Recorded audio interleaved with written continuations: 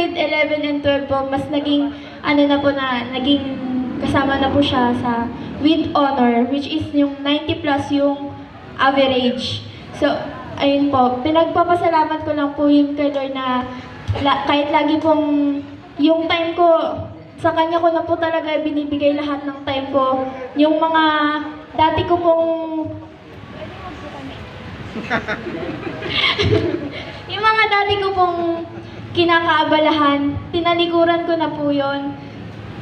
At binigay ko na po yung buong oras ko po kay Lord. At sa mga kabataan po dyan na nakakarinig sa tinig na ito, inaanyayahan po namin kayo ng Yes Baseco na makisa sa amin. Kasi hindi naman po barkadahan lang yung nabubuo namin, kundi barkadahan with Lord. Ayun po, friendship with Lord po. And ipagamit niyo po yung talento niyo po na binigay ni Lord.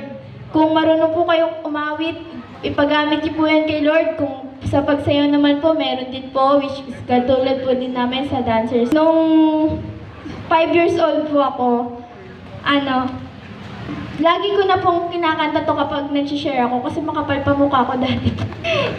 Ayun po, at ngayon is parang nung mga nakaraan, yun sa akin na gawin mo ulit ito, na ibalik mo sa akin yung papuri na yun. Amen.